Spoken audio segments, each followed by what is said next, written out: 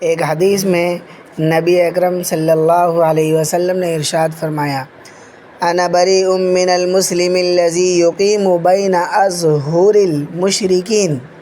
کہ وہ مسلمان جو مشرکین کے درمیان جا کر آباد ہو، کہ اس کے چاروں طرف مشرکین اور کافر ہے اور یہ ان کے درمیان جا کر آباد ہو رہا ہے، میں ایسے شخص سے بری ہوں۔ آپ نے کتنے سخت الفاظ ارشاد فرمائے اور پھر آگے فرمایا کہ مسلمانوں اور کافروں کی بستی میں اتنا فاصلہ ہو کہ دونوں کی آگ ایک دوسرے کو نظر نہ آئے، یعنی وہ لوگ آگ جلائے تو ان کو نظر نہ آئے اور جب یہ لوگ آگ جلائے تو ان کو نظر نہ آئے، اتنا فاصلہ دونوں کی آبادیوں کے درمیان ہونا چاہیے۔ اسی حدیث کی وجہ سے فقہائے کرام نے فرمایا کہ محض زیادہ پیسے کمانے کی خاطر ان ممالک میں جا کر آباد ہو جانا جائز نہیں، لیکن جانے والوں میں کس کو اس مسئلے پر عمل کرنے اور علماء کرام سے پوچھنے کا ہوش تھا، اس وقت تو دل و دماغ پر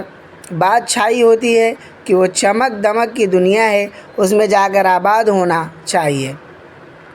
لہٰذا وہاں جا کر آباد ہو گئے۔ وہاں آباد ہونے کے بعد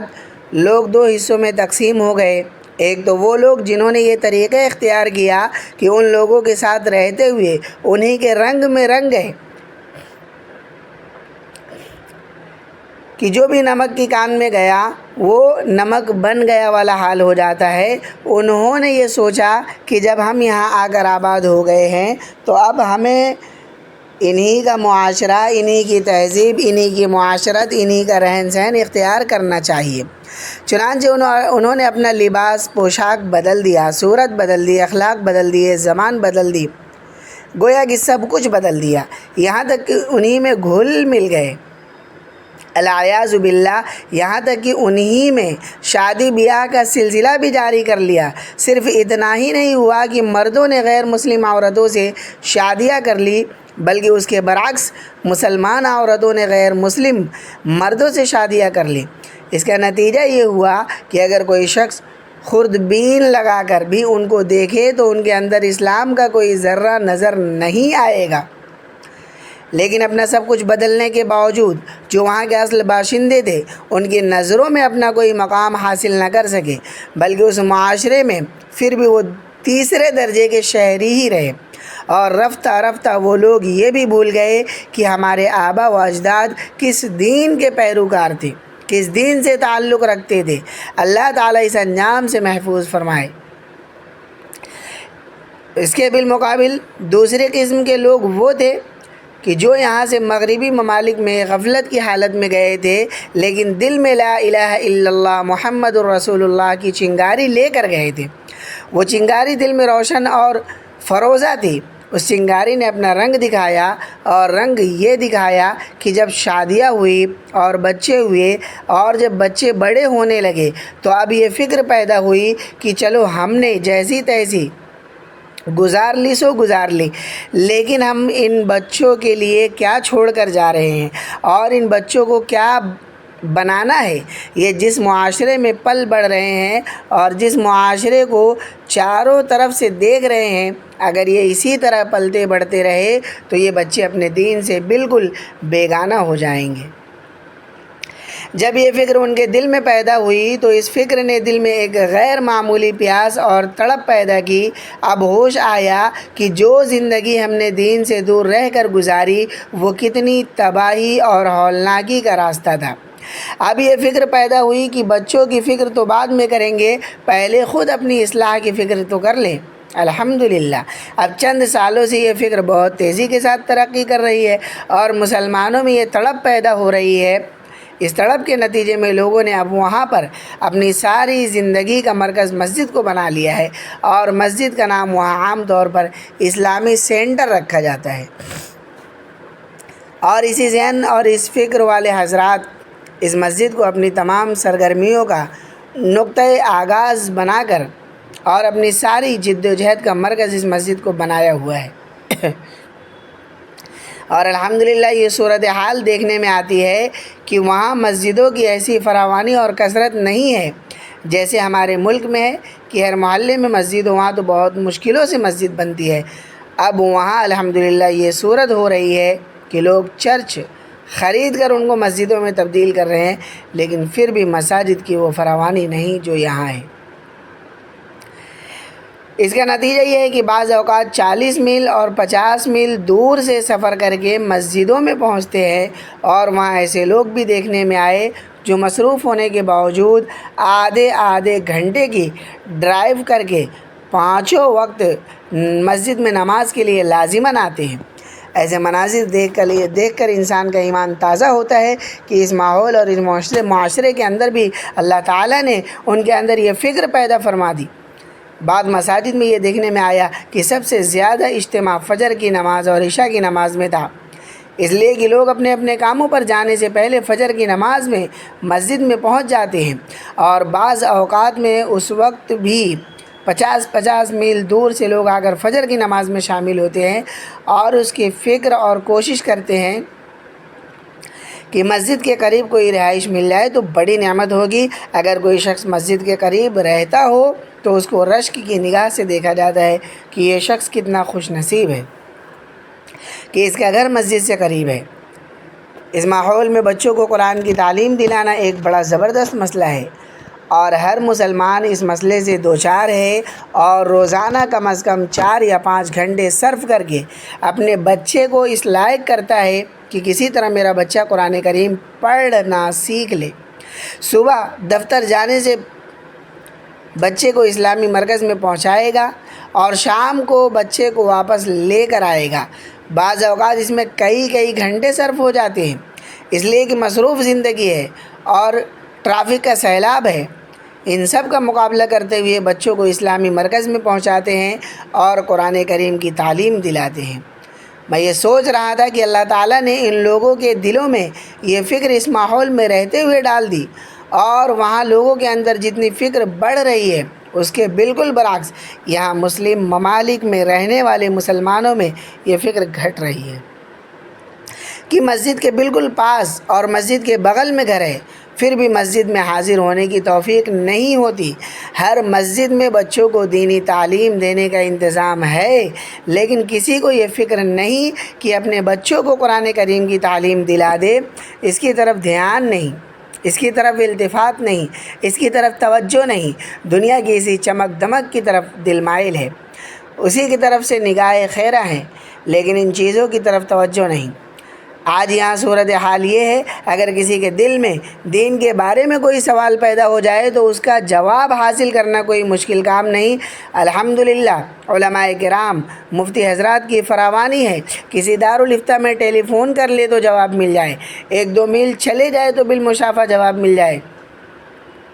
خط میں سوال لکھ کر دارالافتاء کو بھیج دے تو جواب مل جائے۔ لیکن مغربی ممالک میں یہ حال ہے کہ لوگوں کے دلوں میں سوالات کے طوفان ہیں اور جواب دینے والا موجود نہیں، اور جس جگہ بھی جانا ہوا مفتی صاحب فرماتے ہیں وہاں کی لوگوں کی حالت یہ ہوتی تھی کہ ہر شخص یہ چاہتا تھا کہ مجھے 3 منٹ بات کرنے کا موقع مل جائے تو میں اپنا سوال پیش کر کے جواب لے لوں۔ لوگوں میں فکر موجود ہے لیکن جواب دینے والا نہیں، جبکہ یہاں یہ صورتحال ہے کہ جواب دینے والے بیٹھے ہیں لیکن سوال کرنے والا نہیں، اور وہاں پر لوگ ایسے سوالات کرتے ہیں کہ یہاں ایسے سوالات سننے کو نہیں ملتے۔ ان کے سوالات سن کر حیرانی ہوتی ہے کہ اس ماحول میں رہتے ہوئے ان کے دلوں میں کیسے سوالات پیدا ہوتے ہیں۔ وہاں یہ عجیب و غریب منظر نظر آ رہا ہے، اور دیکھ کر عبرت ہوتی ہے کہ جہاں اللہ تعالیٰ نے دین پر عمل کرنے وسائل فراوانی کے ساتھ عطا فرمائے، وہاں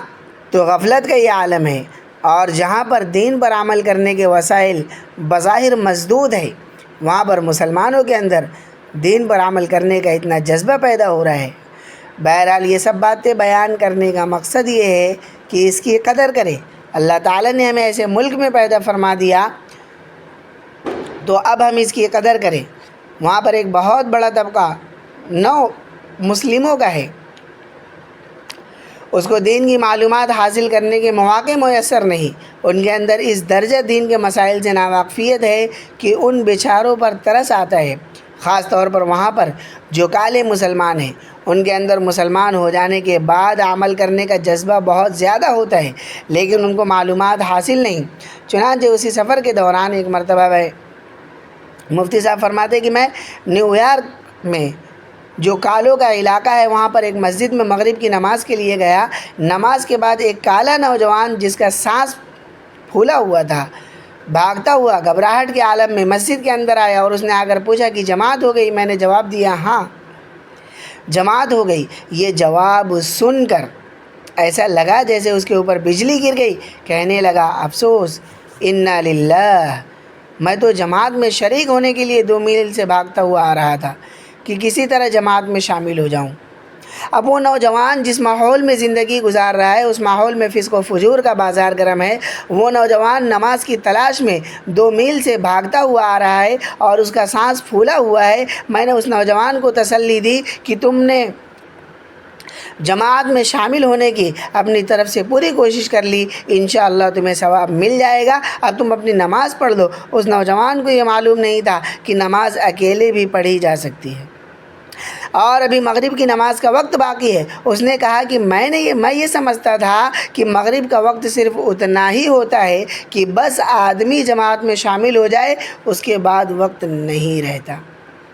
اور میں یہ سمجھ رہا تھا کہ میری نماز قضا ہو گئی۔ میں نے اس کو بتایا کہ نہیں، تمہاری نماز قضا نہیں ہوئی، تم نماز پڑھ لو۔ چنانچہ اس نے نماز پڑھی اور نماز کے بعد مجھ سے کہنے لگا کہ جناب یہ بتائیے، مجھے مسلمان ہوئے 2 سال ہو گئے ہیں لیکن مجھے اسلام کی تعلیمات کا پتہ نہیں۔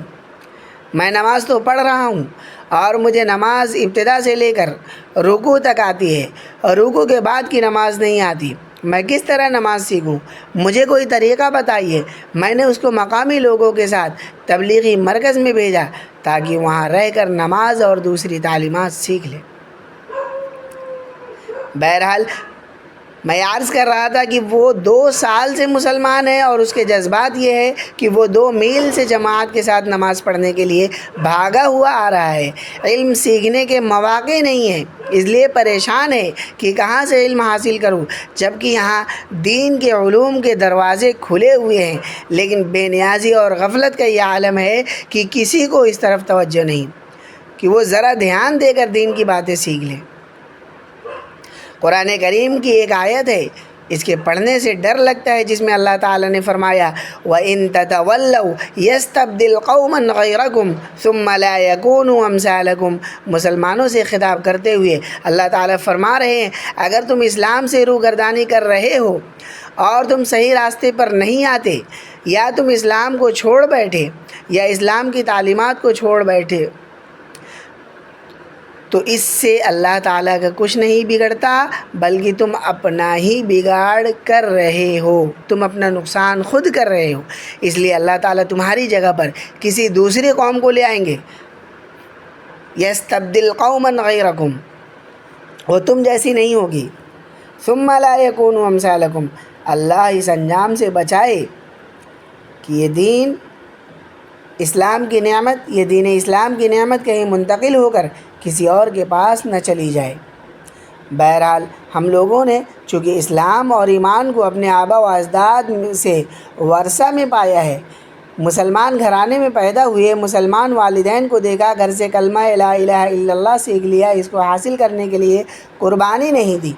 اس کو حاصل کرنے کے لیے پاؤں میں کوئی کانٹا نہیں چبھا، کوئی پیسہ خرچ نہیں ہوا، کوئی مشقت نہیں اٹھائی، اس لیے ہمیں اس ایمان کی حلاوت معلوم نہیں۔ اس کی حلاوت ان لوگوں سے پوچھئے جو اس کو حاصل کرنے کے لیے محنتیں کرتے ہیں، مشقتیں اٹھاتے ہیں، قربانیاں دیتے ہیں۔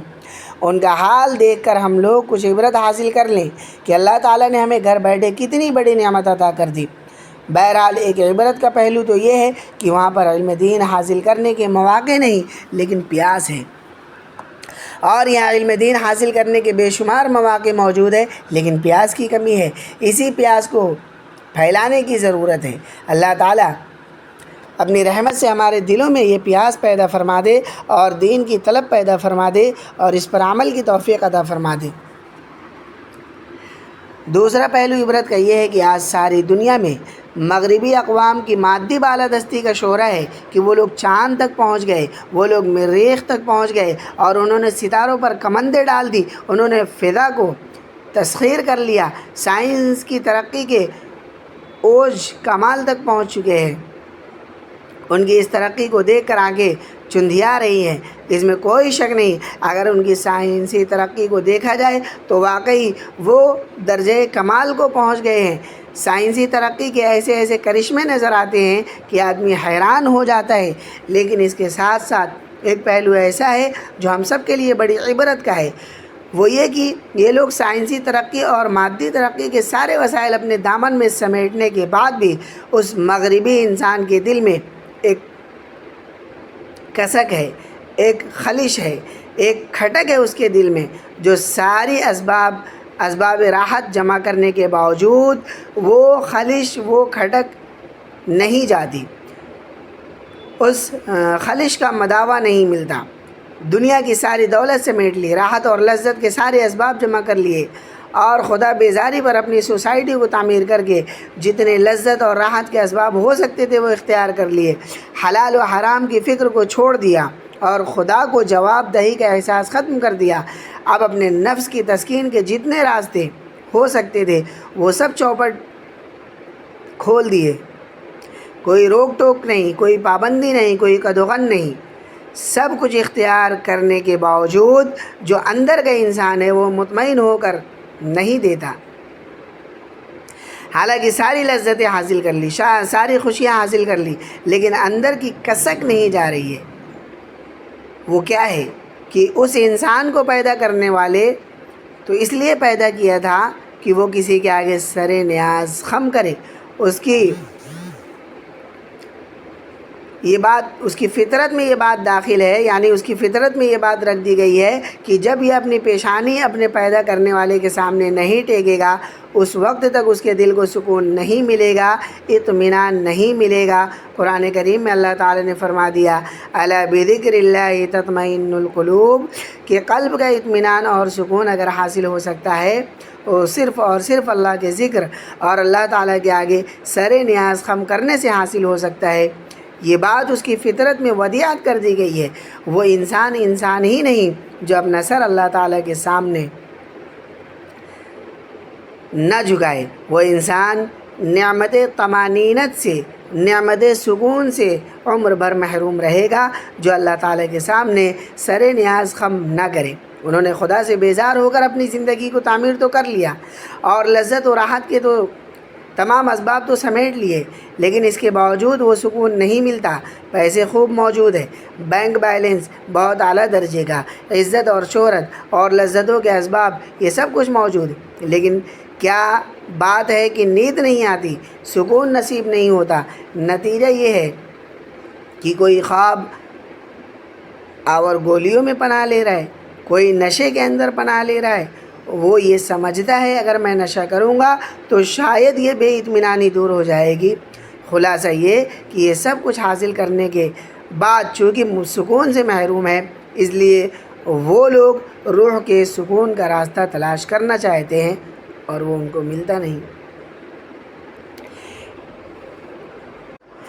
اس کا نتیجہ یہ ہے کہ جہاں کہیں تھوڑی سی روحانیت بلکہ اس کا دھوکہ بھی سامنے آ جاتا ہے تو وہ اس کے پیچھے چل پڑتے ہیں۔ چنانچہ ہندو وہاں پہنچ گئے اور ہندو سادھوؤں نے ان سے کہا کہ ہمارے ہاں انسان کو سکون مہیا کرنے سے بہت طریقے ہیں۔ چنانچہ ان ہندوؤں کے یہاں مراقبے ہوتے ہیں اور یوگا ہوتا ہے۔ چنانچہ ان سے کہا تم یہ مراقبہ کرو، پھر دیکھو کتنا سکون حاصل ہوتا ہے اور روح کو قرار ملتا ہے، چونکہ وہ مادیت کی زندگی سے اکتائے ہوئے تھے، روح کے سکون کی تلاش میں تھے، اس لیے انہوں نے سوچا کہ اس کو بھی آزما کر دیکھیں۔ چنانچہ وہ لوگ وہاں پہنچ گئے،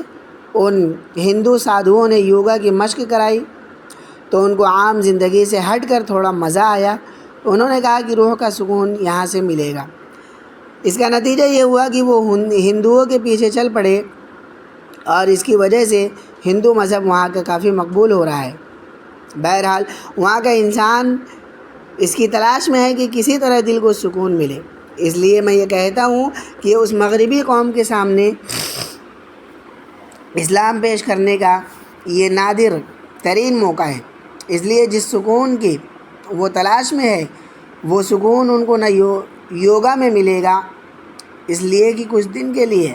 عارضی سکون کا دھوکہ پھر وہاں سے واپس لوٹے گا، لیکن اصلی سکون اس کو مل سکتا ہے تو وہ صرف اللہ تعالیٰ کے ذکر میں ملے گا، اس کے علاوہ کہیں کی سکون نہیں ملے گا۔ لیکن جو قوم ان کے سامنے اسلام پیش کر سکتی تھی، وہ قوم اسلام کی طرف داعی بننے کے بجائے اس کے راستے میں رکاوٹ بنی ہوئی ہے۔